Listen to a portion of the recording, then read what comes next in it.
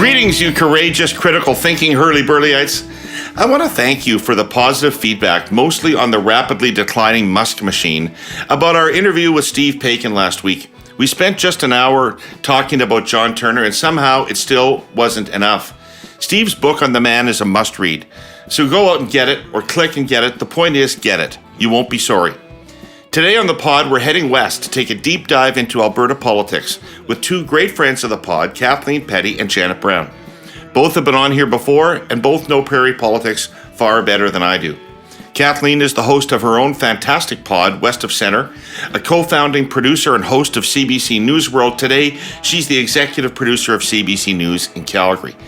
Janet is the principal of Janet Brown Opinion Research, based in Calgary. She's been examining and tracking public opinion in Alberta for over 25 years.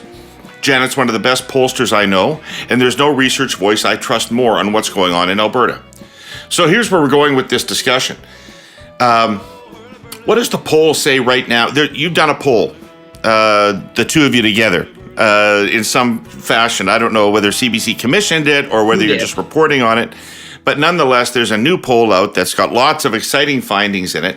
So we're going to talk about what it tells us about the likely results of the next election, about whether Albertans are excited about the NDP or resigned about them, and what the poll tells us about Alberta attitudes on a number of current issues, including the Federation and other questions. So it's going to be pretty fascinating discussion, Janet and Kathleen. So I really want to thank you for joining me today.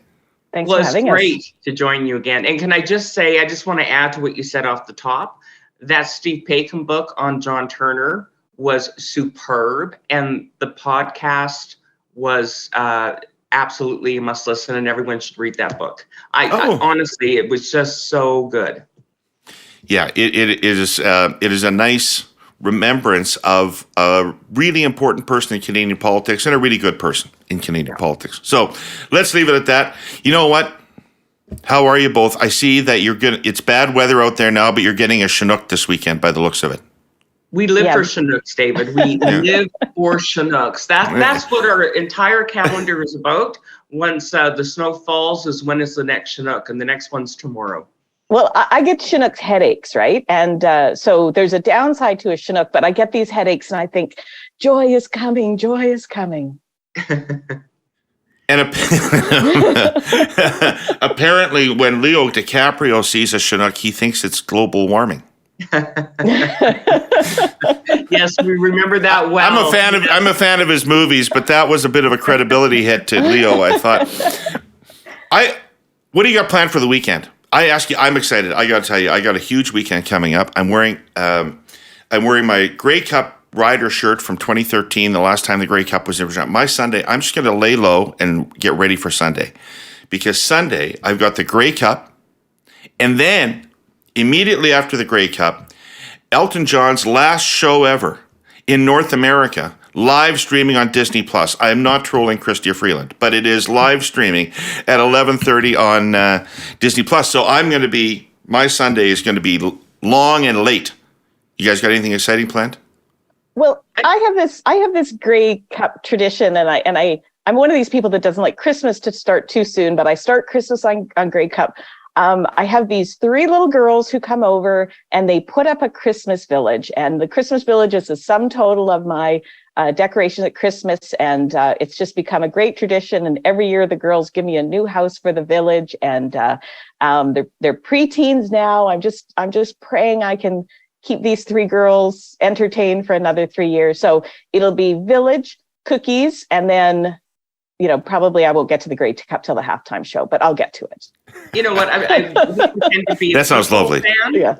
But I'm a Riders fan. I lived in Regina for a couple of years, and it's the law. I cheer for the Riders. But what I will say is, I honestly think the Grey Cup is the most universal touchstone culturally for so many Canadians, even if they don't watch football. I remember a number of years ago, we did an open line, and I just happened to be filling in on the open line show here.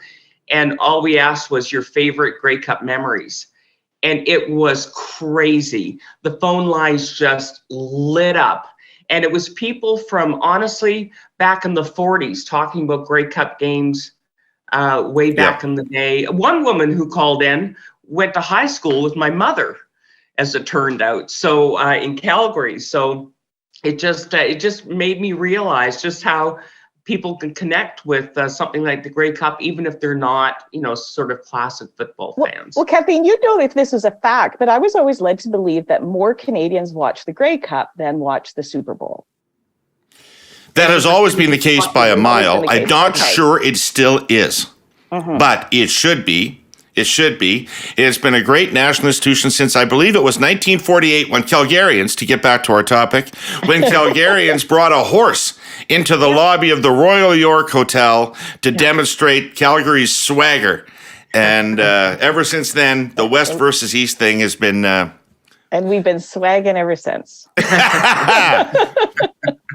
So, Janet, you did a poll of Albertans, which is why I have the CBC's been covering extensively, which is why I have the two of you here. It's quite a wide-ranging poll, from voting intention to attitudes about the convoy, the federation, basic provincial government services. It has some surprising findings in it. Some listeners may find it difficult to believe. So I want to start, Janet, by asking you for your credentials in this area. I've said that I think you're a very good pollster and that you understand Alberta better than anybody, but just tell listeners a little bit about your experience and track record. Thank you. So I got my first project with the Alberta government 30 years ago. Don Getty was still premier. I was working at Environics in Toronto at the time, and Michael Adams came into my office and said, "What do you know about Alberta?" And I said, "Nothing. Why?" and he said, "Well, you're getting on a plane. You're going to Alberta." And the reason I, as a young, newly hired person at Environics, the reason I got the project was called the Alberta Tracking Project, and nobody thought the Conservatives are going to get elected again. So Michael thought, "Oh, give it to the new girl. This isn't going to turn into anything." And then that project defined my career, basically. So I've been polling for an awful long time. I sort of gained some notoriety in 2008. That was the election when Ed Stelmach was elected. And everybody was anticipating that Ed Stelmach was going to be embarrassed, that he was going to lose seats. And I actually predicted he was going to win 70 to 72 out of 83 seats, and he won 72 seats. So I kind of got my wings then. And then the last election, I took a lot of flack. The general consensus going into the 2019 election was that the UCP was ahead by about 10 percentage points. I came up with a poll in the middle of the election that said they were ahead by 19 points. Heads exploded. I was a Tory hack. This was going to be the end of my career. Well, it turns out the Tories, the UCP won by a margin of 22 points. So I got the status of being the only person who predicted the last Alberta election within the margin of error. And sorry to keep droning on, but we have this history in Alberta. When polls are wrong in Alberta, it's usually because they underestimate Conservative support. And, I have stuck with random telephone calling as a methodology because I find that other methodologies, online panels, robocalling, I don't mean to discredit any of my competitors. Those methodologies work great on a national level. They look great in Ontario. They work great in BC. They're much cheaper, too. They're a lot cheaper. They're a lot cheaper. But here in Alberta, they tend to miss a certain type of voter. So how grateful am I that I have CBC Calgary to commission a poll like this? Because, sometimes I don't even think of my clients as clients. I think of them as patrons. If it wasn't for great clients willing to commission this kind of research. You get to learn stuff. I just don't do this off the side of my desk. I can't, I'm, as Don Braid, the famed columnist here in Calgary once called me, I'm a girl in a bathrobe trying to make a living in an industry of giants. And I just couldn't do this without clients like CBC. So this is part of a bigger editorial series that CBC Calgary has wrote ahead. Starting in 2018, like on a fairly annual basis, we change the dates a lot depending what's happening politically. But since 2018, we've been doing a deep look at Alberta voters and where they're at. Cool. Yeah, and what that allows, David, what you'll appreciate is it allows tracking. Right. So a lot of the questions get repeated, 2018, 2019, and so forth. So we have several polls from Janet. And then, of course, naturally, we ask some new questions depending on what the political environment is that we're asking questions about. And most obviously, this latest poll, we expanded the question line. So although we do the horse race, and I know that you were given access to Janet's poll, we do the horse race because people are always so interested in that. But it's really a deep dive about who Albertans are, what motivates them, what they're excited about, what they're not happy about, and essentially sort of a guide to what issues are going to resonate the most, and provides guidance. Frankly, like the government should be happy we did the poll. They might not be happy with the results, but I would argue that they would be wise to pay attention to it as they go on this sort of 6-month campaign, because that's essentially what it is, to start implementing their policies, because there's a lot in this poll that should help guide their thinking and how they go forward. What I like to say is, any poll, if it's good, will give you an idea of how people are going to vote. When you do a poll that's this deep a dive, it gives you an idea not just how they're going to vote, but why they're going to vote that way. Yeah. Excellent. I agree with all of that. And thank you. But having said that, let's get to the voting intention. I always say to CBC, wouldn't it be cool if voting intention wasn't the first story? And then they just look at me like, are you crazy? Exactly. Come on. Okay, so in terms of voting intention. Wait, hold on. When's the next election in Alberta, Kathleen? May 29th. May 29th. Yeah. Has to be. Fixed date. Yeah. Well, I mean, you can, anything fixed can be unfixed. We all know that. But it's a fixed date election. Excellent. Okay, Janet, what'd you find? Okay, but these numbers are if an election were held today. 47% would vote for the NDP, 38% for the UCP, less than 2% for any of the small parties. And I have another category that's a little different from other pollsters. I call them orphans. They're not truly undecided voters. They're people who, when I do my poll, say no to the UCP, no to the NDP, but haven't quite figured out who they're going to vote for. So makes my polls a little harder to compare to others. But I think it's important to separate that category because it's just fascinating to watch them. So 47% for the NDP, 38% for the UCP, 8% of people are what I call orphans. Okay. And how does that translate into seats? So it would be... Is that all in Edmonton? Well, that's a really good question, right? A lot of people just underestimate how diverse a place Alberta is. I said this on the pod before, right? Like my relatives out east say, "Oh, I hear you're living in Edmonton." I said, "No, I'm living in Calgary," and they're like, "Oh, same difference, right?" People inside of Alberta think Edmonton and Calgary are Kitchener, Waterloo, right? But they're not. They're very different. So the NDP is very strong in Calgary. Very strong in Edmonton.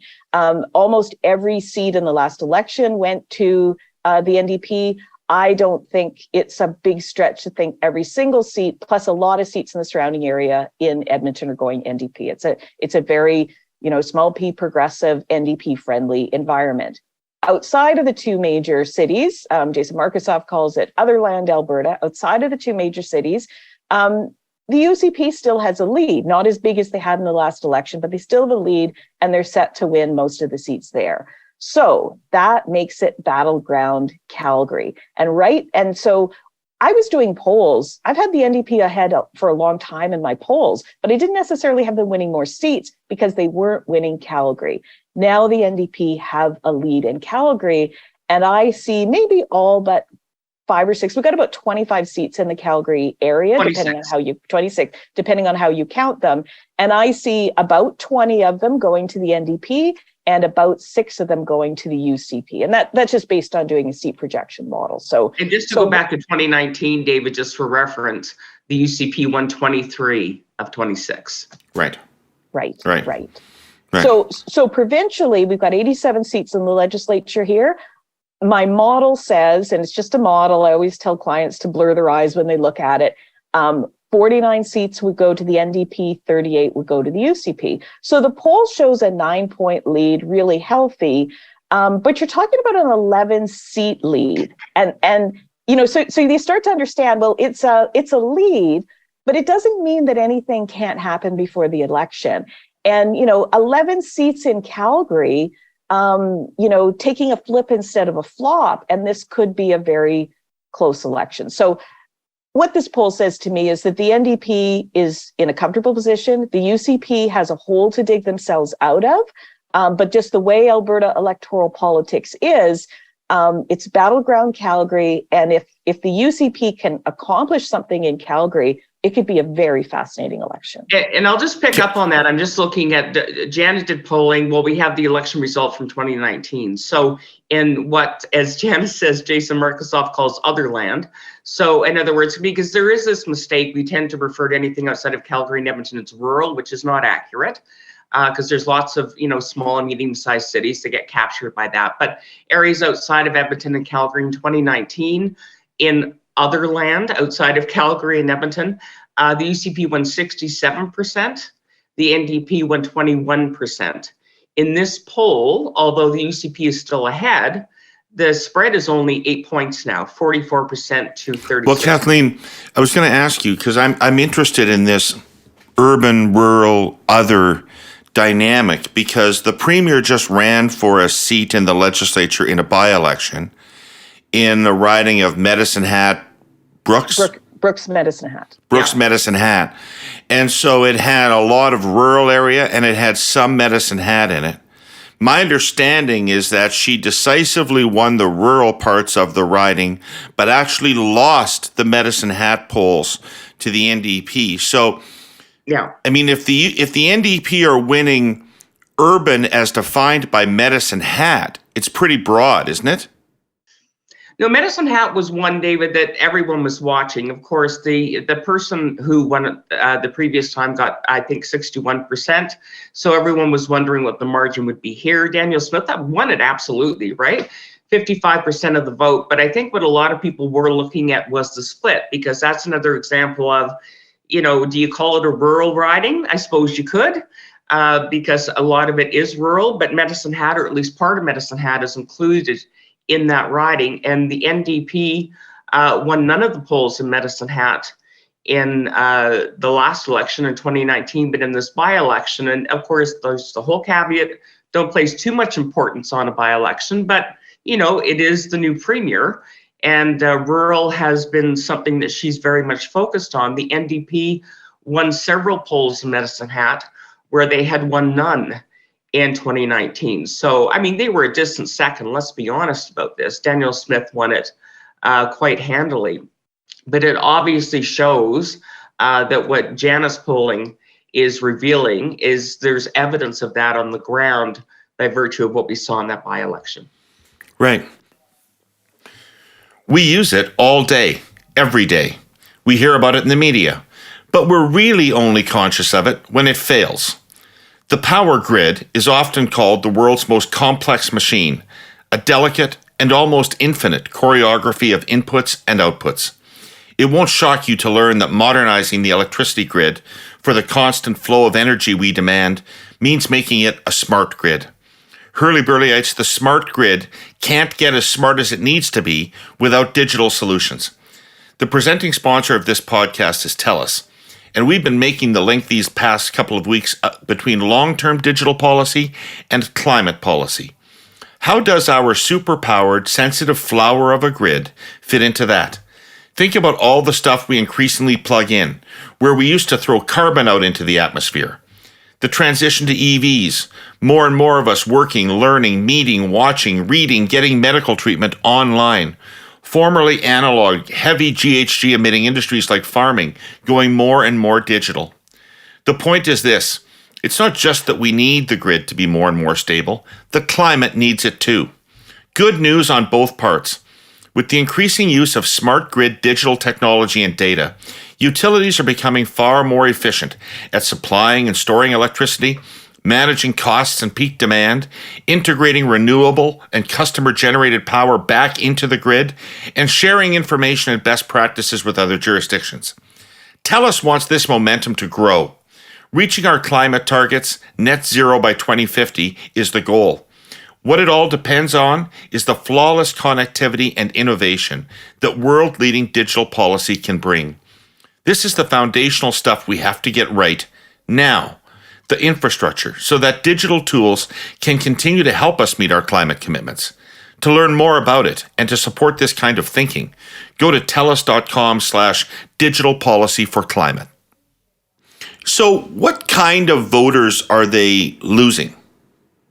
Like what kind of people voted for them in 2019 and don't want to vote for them now? So, of course, the UCP was a merger of the old Wild Rose Party and the Progressive Conservative Party.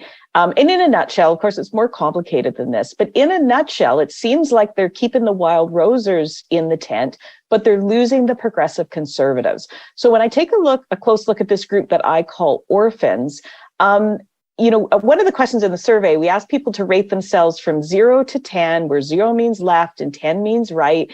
And half of people who are orphans called themselves a 5, right?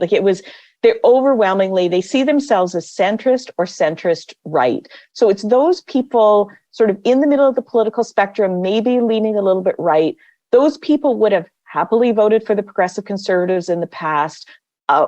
When the UCP was initially formed under Jason Kenney, they happily voted UCP, but now those are the people who are feeling homeless.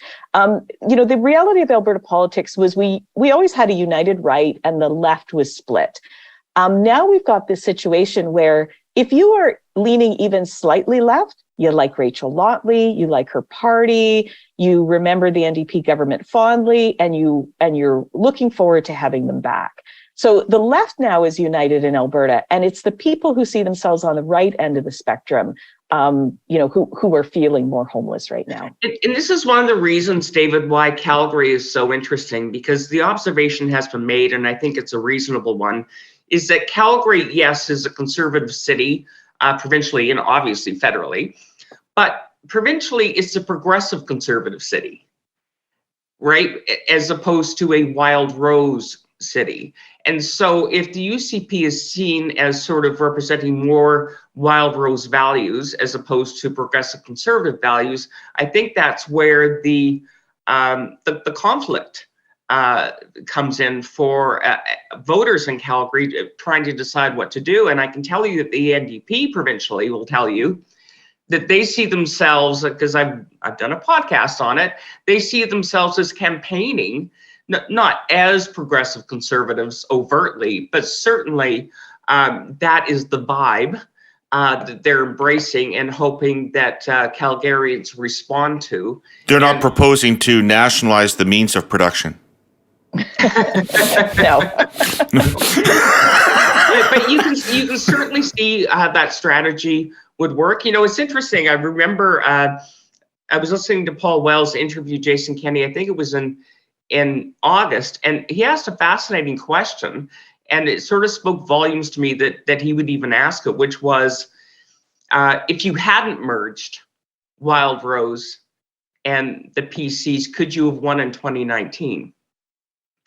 And Kenny sort of hand on heart and said it would have been tougher to do, but yes, we could have won. But I get where the question's coming from. That's actually more interesting than the answer in a lot of ways, because Paul's just wondering if it was worth it, because a lot of people will suggest that a lot of the problems that Jason Kenney had was never really successfully bringing those two sets of values together under one umbrella.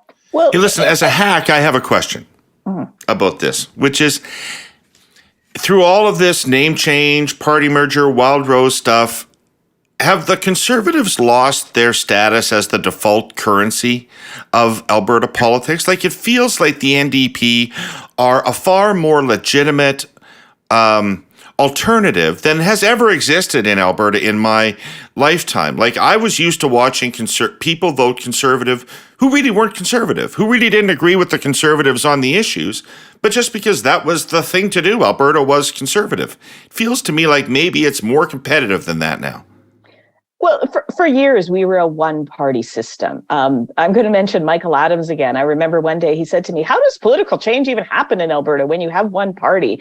And I said, well, it happens within the party, right? People showed up to the party convention. When people want to change, they change the PC party, either by changing the leader or showing up to the convention. So, that's what Alberta used to be, essentially a one-party state with all these other parties that were just too ideological to ever really appeal to mainstream voters. Well, the NDP has made that change. They've made that move. And right now, it kind of looks like they're a bigger tent party right now than the UCP is. So we now truly have a two-party system in Alberta. In 2019, the thing that I heard, we did, Kathleen and I together for CBC did a lot of focus groups. And one of the things we always heard was, I like Rachel Notley, but she's got a weak team around her. Nobody's saying that anymore. The NDP, she looks like a strong leader. They are attracting some really impressive candidates. And suddenly it's the UCP that doesn't look like it's a strong team anymore.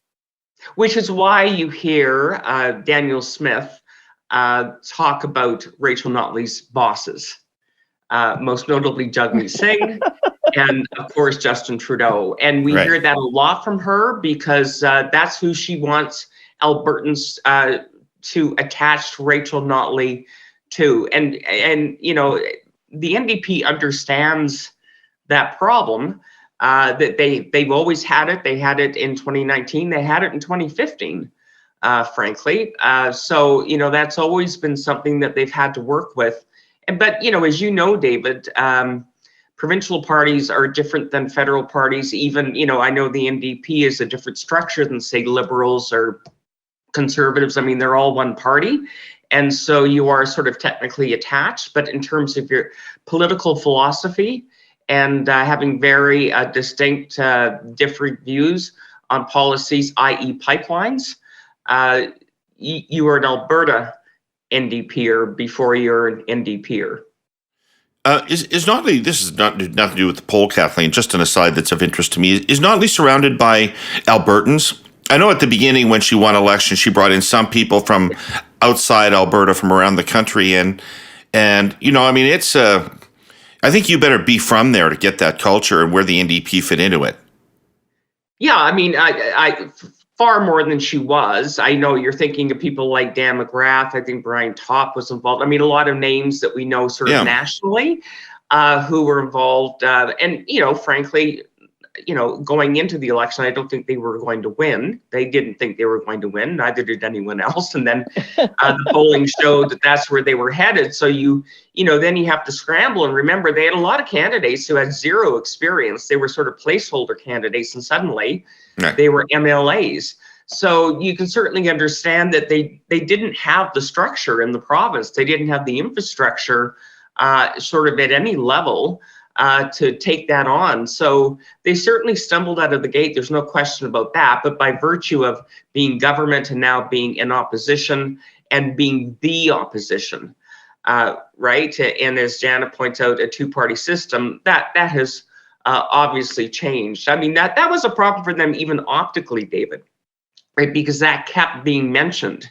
Right, you bring in all these outsiders, and Albertans, Albertans are, well, Janet's got polling on this as well. Albertans identify mostly as sort of both Albertans and Canadians, sort of equally, her poll shows, but there's still a substantial segment of the population that's very Alberta first. And so you can see where that would be politically, optically, a bit dicey, and I don't think that's the issue now at all for them. Yeah. So, Janet, we hear in the East, I have to say myself, in the East now, in the East, we hear all about the Alberta First stuff and the FedProv clanging away. But I looked at your poll, and it reminded me that some things about politics are eternal. And the greatest levels of dissatisfaction with the provincial government are on the blocking and tackling of provincial governments.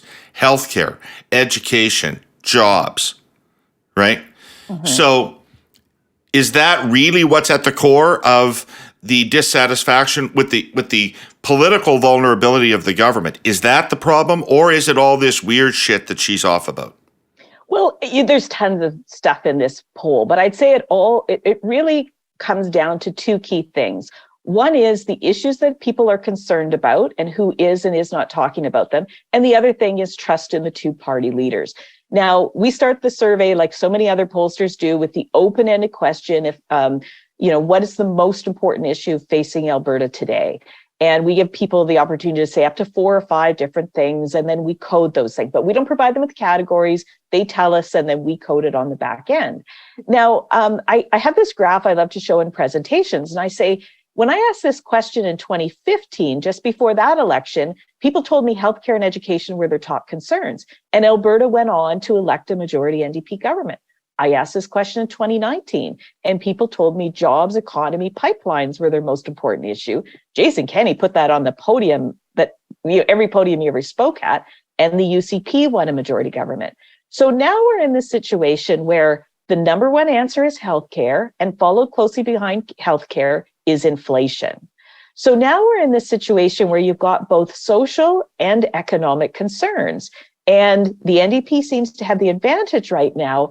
But this is the key thing for Rachel Notley, is there's still a question mark around whether the NDP party can be good for the economy, can help people solve problems around inflation.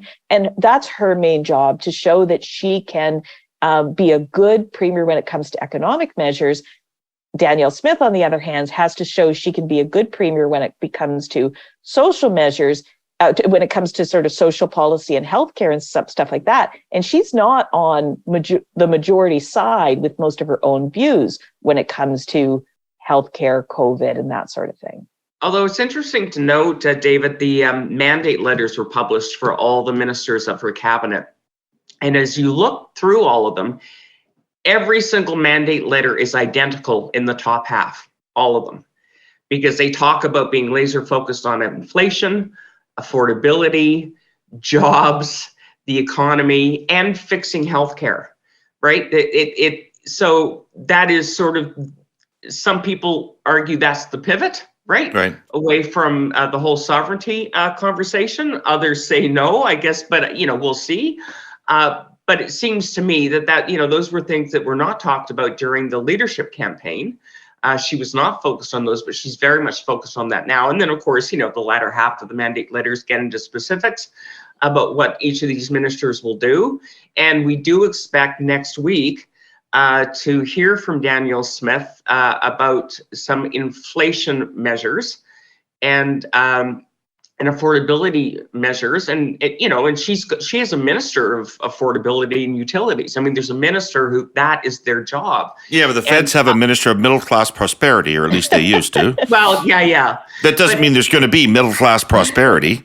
But you know what? She's got buckets of money that I think billions of dollars are going to be expended to show very tangible policies and moves that will affect people's pocketbooks pretty quickly. And she's made the point of saying some measures will be very targeted, not unlike the federal Liberal government with their recent measures that were very targeted, but some of them are going to be broad-based, so to some extent all Albertans will benefit, or at least most will, and in others the most vulnerable will benefit even more. So, she's got money to work with right now, and I think she's going to spend it.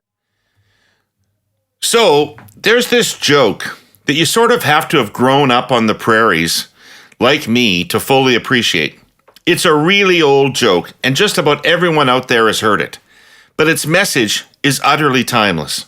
Here goes. During the Great Depression, a grain farmer comes home after being away on business for a few days, and he finds a disaster waiting for him. A hailstorm has destroyed his crop. His fields lie in ruins. His teenage daughter tells him she's pregnant. And to top it all off, his wife has run off with the hired man. He walks out of the house, looks around at the devastation, and shakes his fists at the heavens. "God damn the CPR," he shouts. Now, this is absolutely not meant as a dig at the main competitor of our sponsor, CN. When that joke first surfaced nearly 100 years ago, CPR was the railroad and the economic power as far as prairie farmers were concerned. CN had only just been created by the federal government. These days, of course, both railroads are transport giants. Anyway, the point of the joke was the natural tendency of people to blame all of life's ills, including so-called acts of God, on the dominant force in their lives. To that grain farmer, back in the early 20th century, the CPR was a natural substitute for God.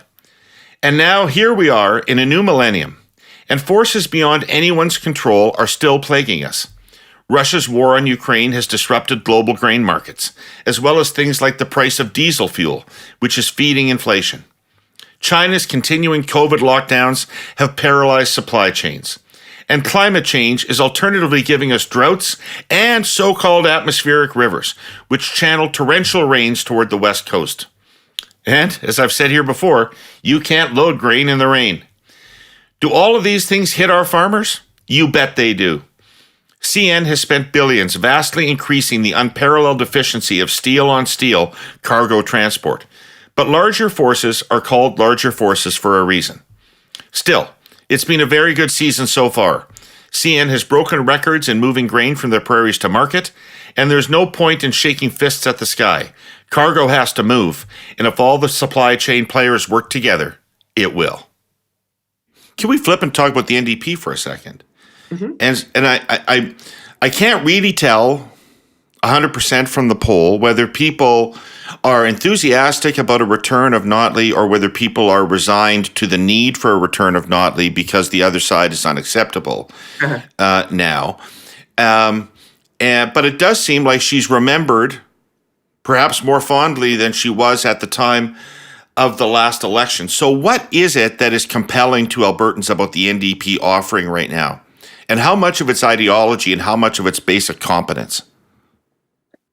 Well, if I can answer that question. So one of the cool questions we asked in this survey was we asked people to sort of retroactively rate the job that Rachel Notley did as premier between 2015 and 2019, and also rate the job that Jason Kenney had done between 2019 and 2022.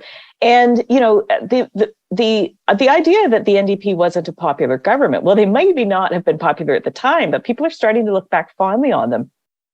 55% of people say they approve of the job that Rachel Notley did when she was premier, and that compares to 38% who approved of the job that Jason Kenney did. So, you know, Albertans are looking back fondly at Rachel Notley and her government.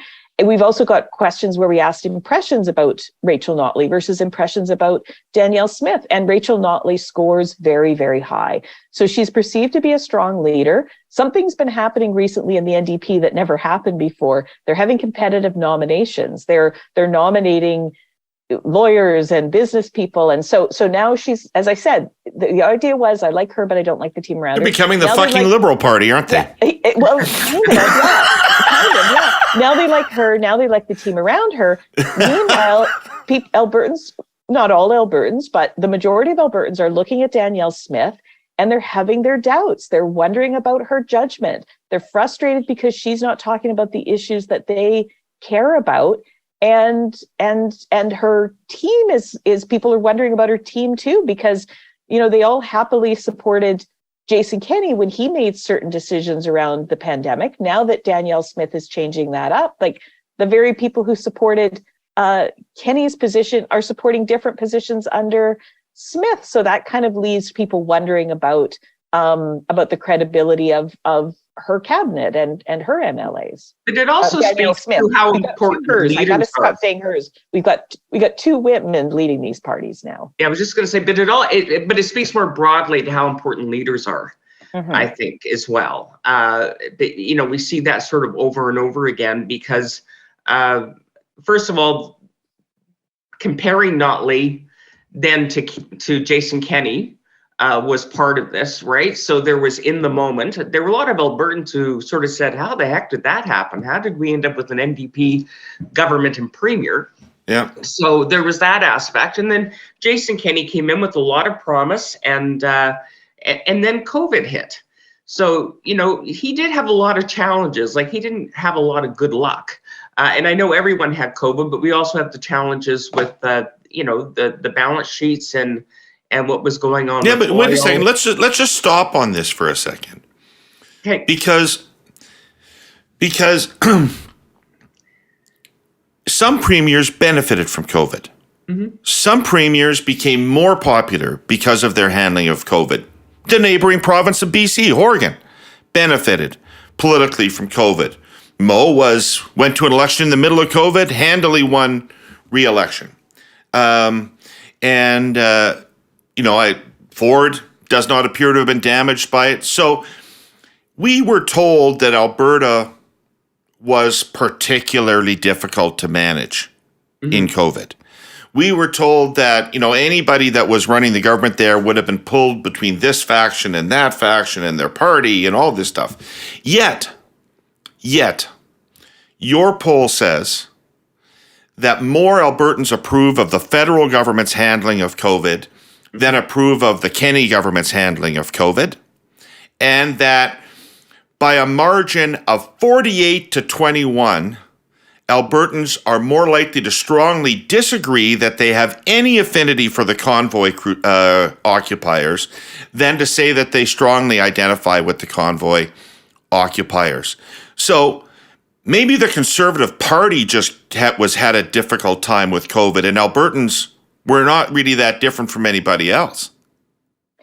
Well, in Alberta, we always said, we have the expression, he's trying to ride two horses, right? And that's what Jason Kenney did. He was trying to get keep his COVID-friendly base happy, but he was also trying to align with mainstream public opinion. And Jason Kenney ended up being the big unifier in that he pissed everybody off. And so I think what we're seeing is maybe the premiers who are a little bit more definitive, who stuck to mainstream public opinion, like Doug Ford. I mean, look how severe the lockdowns were. We didn't have anything close to that, where schools were not closed nearly as much here in Alberta as they were in Ontario. So in trying to sort of look after the base, pander to the base, he never ever did satisfy the base and left kind of mainstream Albertans who didn't know what the big deal about the vaccine was, didn't know why there has to be honking in the street. He left them on the side of the road too. Well, and he wasn't very sure-footed about it, David. I think that's really what kind of threw people, is that Jason Kenney couldn't decide which side he was on. And so over time, he set, as Janet said, trying to ride two horses. But you do that too much and people sort of lose confidence in your leadership and the reasons behind the decisions that you're making. And no one, including Jason Kenney, will ever forget Open for Summer, Open for Good. Right? And by the way, best summer ever. That was the best summer ever. Get your ass to the Stampede or else. And it was the only news conference in my memory he ever showed up for on time. So, he could hardly wait to announce it. And we saw what happened there. But it was just bad. It's just a bad read of politics, is it not? I mean, help me out here, because if 55% of Albertans tell you, Janet, that they approve of the federal government's handling of COVID, I mean, you got to discount that by 20 points because Trudeau's involved in the goddamn question. Probably means that there was overwhelming support fundamentally for that approach in the province of Alberta. And why didn't Kenney see that? Well, and we also asked people, just generally, when you look back on the restrictions that have been in place over the course of the pandemic, did you think it was too strict, not strict enough, or about right? 50% of people said it was about right. Another 18% said they wish it was even stricter. That's 68% of people who either don't think government went far enough or were fine with how far they went. 30% of people say it's too strict. Now, that 30% number is interesting because you go through this poll. I mean, I know you looked at it, David, and isn't it amazing how many times you see 30-70, 30-70? Sometimes you see 20-80. But we had Jason Kenney, and now to an even greater extent, Danielle Smith, who is siding with the 30% and leaving the 70% shaking their head and wondering what's going on. Now, no denying it. There are more anti-vaxxers here, more COVID deniers here in Alberta than anywhere else, but it's still a minority opinion. And I would add to that, obviously this was about the rural base for the UCP very much. I don't know if you'll recall, David, but we certainly do.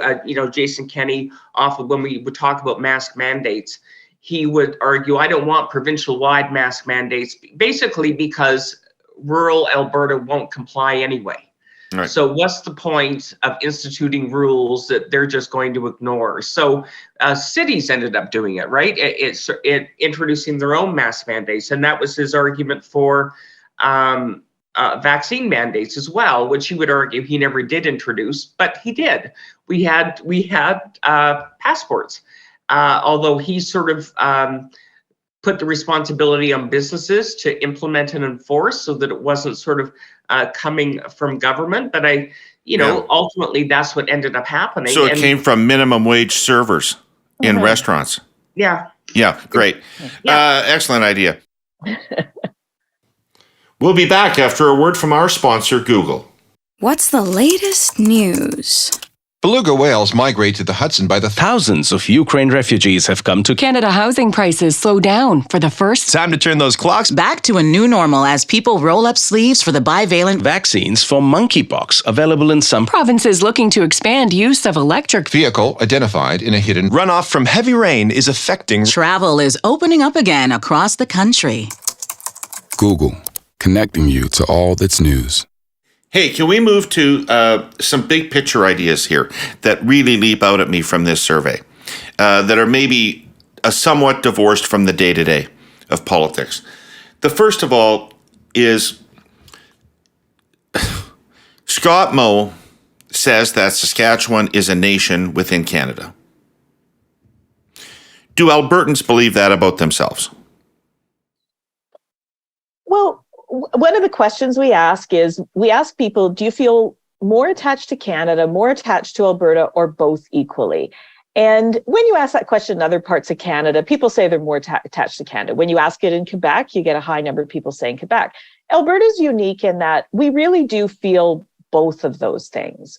There is a strong, provincial identity here, but we feel both of those things, right? So we feel like we're we feel like we're a province with a distinct culture, but we also feel an affinity to Canada. And that's where, stuff like a Sovereignty Act, it didn't pop up. Sovereignty, autonomy, freedom, the words that were so big in the UCP leadership race didn't show up at all when we asked people what they were concerned about. And picking a fight with Ottawa, look, there's lots of data in here that would suggest that Albertans are frustrated with the federal government when it comes to equalization, being treated fairly. Like Alberta still has its federal grievances. But I think the current dialogue is making it seem like Albertans are out for a fight and that Albertans are ready to pick up and leave if we don't get what we want. No, I think the sentiment of most Albertans is we want a better deal. We don't want a bigger fight. But that's money. And a nation means something different. And I've been away for a long time, but I believe that when I lived in Saskatchewan, the notion that Saskatchewan was a nation would have been laughable to the ordinary person. But I've been away for a long time, so I don't know. So I come back to it. Do Albertans think that there's something so unique about their own culture from other parts of Canada that they are, in effect, should be carving out a unique space for themselves in the Federation, the way Quebec does, which is the example that is always used now by these premiers? I'd say a small set of the population does, but it's a small set of the population and it's shrinking. And they seem to be getting louder just as their numbers seem to be shrinking. And it's Alberta used to always be the most conservative jurisdiction in Canada, but Alberta, particularly Calgary, is kind of moving to a more centrist position. And now Saskatchewan gets to wear the crown of being, the most reliable conservative heartland. I would argue Alberta's been pretty centrist for a long time. I mean, your polling has consistently shown, Janet, that, I suppose you could argue that maybe Alberta's center is in a different place than other provinces' centers. So, I would be open to the biggest government in the country, though, right, Kathleen? Yeah. Like, let's be clear. It's the biggest spending. No individual anywhere else in Canada gets more spent on them by their provincial government than Albertans do. Well, I say this all the time, and Kathleen quotes me as saying this all the time. Albertans are conservative in that they don't like taxes. But aside from being tax averse, we're not particularly conservative in any other way because we love our social programs. We love our toys. Yeah, we just don't like paying taxes. That's the sum total of conservatism. Yeah, we're tax averse. I remember talking to Law. Well, that doesn't make you a distinct society either. Exactly. exactly. No, but we're really averse. Like, we break out in hives. When you ask for a gluten-free bun and they always say it's an allergy or an intolerance. Like, you guys have an intolerance. We have an allergy. It's true. But just to talk more broadly about sort of where we fit politically, I can remember years ago I did an interview with Peter Lougheed, and this was on the 30th anniversary of Conservative rule in Alberta. So there were many more years to come, right? As we know, they were in power for 44 years. So I just asked him why. Like, how is this even possible? The rest of the country looks at us like, do you even think before you vote? Do you just, you were talking about that earlier, David, sort of an automaton Conservative voters without sort of considering any of the alternatives. And what he said, and I think this is what's changed largely, is he said, first of all, he argued that Albertans were centrists and always had been, and that he was a centrist and he led a centrist government. But he said what they're good at, and I think, the Federal Liberal Party, there's some similarities here. What they're good at is reading the room. And when the province starts to shift, they shift with them, right? They recognize the changes that are coming, the mood of the population, what they're looking for their political leadership. In other words, they're not strictly ideological, right? Yeah. And when you get into parties that are so driven by ideology, they lack flexibility and the ability to pivot and move and respond. And they get stuck in this place. And I remember I think it was Jacques Chrétien who said, essentially the philosophy of the Liberal Party federally is power. That's the philosophy, winning. And although Lougheed didn't put it that way. Some people are a little bit more overt about that than others, but yeah, sure. Yeah. But, although Lougheed didn't put in those words, it amounts to sort of the same thing, doesn't it, right? And he just said that's why the party endured so much, is because it read the room, essentially. And I think what Janet's polling is showing is, if you're not reading the room, you lose the popular support. And being too ideological, can lead to your downfall. All right. I got a couple more questions I want to get through with you people before we break up. And by the way, Kathleen, you are fighting through that cold like a trooper. Thanks. Thank you for showing up when you're not well. My God, nobody would know if I hadn't told them. Just wanted to explain the rasp a little bit. Equalization. The poll shows that most Albertans think it's unfair to Alberta. And I'm left asking this question. Do they think that the arrangement is unfair, or do they think the principle is unfair? Do they oppose the principle of richer provinces giving money to poorer provinces, or do they think that they're getting ripped off? Or is it really a Quebec thing where they're just pissed about funding a place that seems to not believe in where the money comes from? And not be prepared to facilitate anything for Alberta. So what is it about equalization? Because I find it hard to believe people actually are in the weeds of how it works, or even know within a reasonable ballpark of how much it is. So what is driving the sense that it's unfair? I'm going to say it's all of the above. So no, I don't think people have a good understanding of how equalization works. You hear it all the time. I'm sick of giving a check to Ottawa. I'm sick of giving a check to Quebec. Well, we don't give a check. That's not how it works. So I think in a way it's just a very emotional response, right? It's something that's almost bred into Albertans to be suspicious of equalization. But, and it doesn't come out in the poll, but when I do focus groups, no, people understand the principle of equalization, that, rich provinces should pay more, and people in Alberta understand how privileged we are here. So no, I would say for most Albertans, it's not the principle of equalization, but there is this belief that the formula has been constructed in such a way that we pay a higher cost. And it's because we have because of the primary resources and that sort of thing. So, I think that's but the idea of money going Quebec, that is a hot button issue. And when people want to flare up negativity around equalization, you just have to mention Quebec, and that gets people's backs up. I think part of it too is I think there's a segment of the population, David, that feels like the primary industry. In other words, the one that contributes the most to the bottom line in this province, which is especially right now is contributing the most to the bottom line, is the oil and gas industry, and sort of this feeling that that industry is being attacked.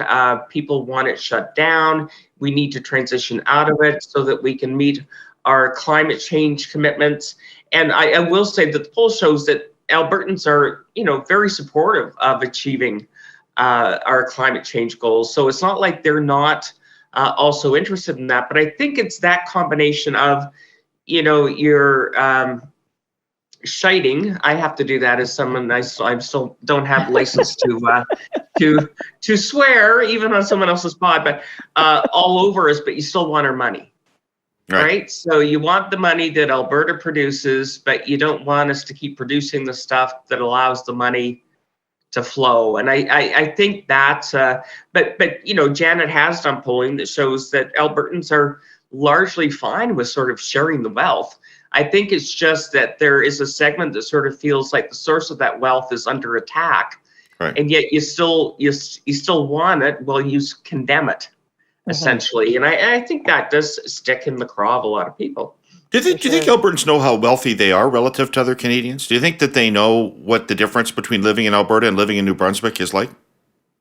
Probably not. I mean, here's what I would say, and I've made this point many times before in different conversations. I don't think Canadians know each other at all. Like I've long argued that I honestly don't think we understand as much as we like to think we do. I actually don't think we do understand other provinces well. And as much as, even if we travel, how many people from Alberta have traveled to New Brunswick? Precious few, I would suspect, and vice versa for that matter. It's such a big country. And it's hard to, I think we all need to do and it's cheaper to fly to Portugal than it is to Calgary. So exactly. So, I think people are always, when they do travel, I think they end up being surprised. I know people who come here who've never been here before find Calgary surprises them, right? Calgary's not what they were expecting. And I would argue the same would go, but, traveling in the other direction. Because I have a dog and I don't fly, I like to drive. I've driven most of this country several times, and so I'm not saying I know the country better than lots of people know it better than I do, but I sure feel like I know it better than a lot of people I know by virtue of doing that. And what has always struck me about it was, despite all our similarities, there are lots of things that make us all unique and different. We do have different cultures in different provinces and different ways of sort of living and communicating. And I do think we're overly defined by stereotypes, all of us. And that's something I think we have to do a better job of addressing. And I would include the CBC, because if anyone should be doing that, it should be us. Well, don't bring back the King of Kensington. Do you both believe that climate change is occurring and man-made? Well, I'm a pollster. I don't have opinions. But No, seriously. Yeah. As a person, do you believe it? But I do, and I do, and most of my fellow. Wait, let me get to it. Let me get to it. I just want to know if you agree. You agree? Yeah, you agree, Kathleen? Absolutely. Okay. So you are running for election in Alberta. Mm-hmm. How would you talk to Albertans about climate change? Oh, that's a good question. I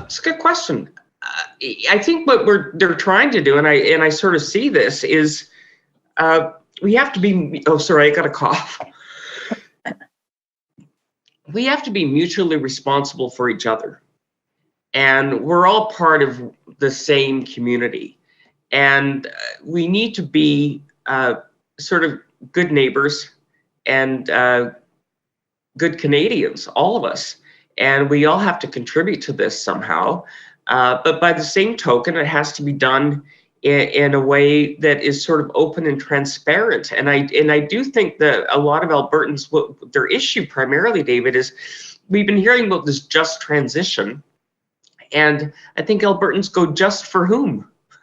and what makes it just, and what does it look like? And the federal government has failed to fill in those blanks. They've been promising this for years, and we still don't know what it looks like. And then we see sort of different messaging coming from Guilbeault versus even Chrystia Freeland about what the future of the industry is. So I guess what I would say is I think Albertans are open to that conversation. I'd listen to Wilkinson. He seems to be the guy that wins the fights in the cabinet. Too. Yeah, Wilkinson as well. Yeah, I should have mentioned him as well. I think people are very open to the conversation. I just don't think the conversation's been consistent.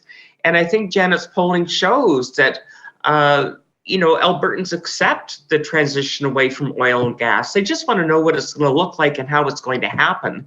And they accept that we all have a responsibility to address climate change and that time is short.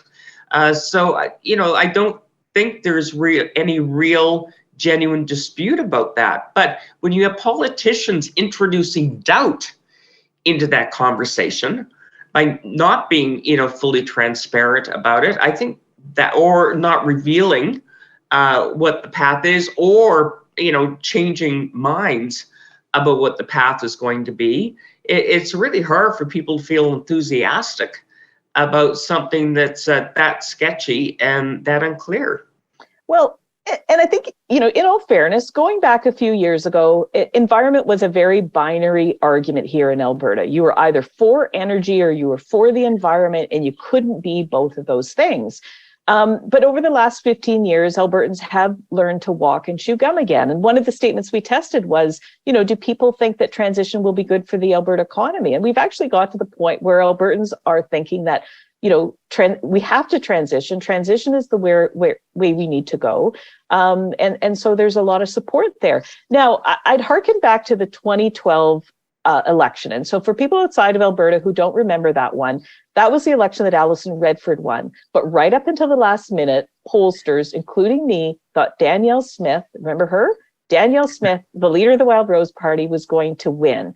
Well, then there were these things, that's when the phrase bozo eruption was coined, right? Some of her candidates said some ridiculous things, but what really was the thing that's involving hellfire, as I recall. Hellfire and fire.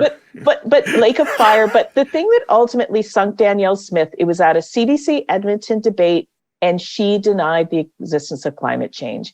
And Albertans just collectively went like, okay, we were going to forgive some of those other crazies, but like, whether you believe in climate change or not, we can't have a premier that denies climate change. And that was really the last straw. And I think now the wisdom of that election is voters on that last weekend said, she's not ready to govern. She's not showing good judgment. Now, 10 years later, she does not deny climate change anymore. She understands the mistake that she made then. And I assume her views have changed as well. But even 10 years ago, Albertans didn't find it acceptable to have a premier that denied climate change. Interesting. Really interesting. Okay, thanks.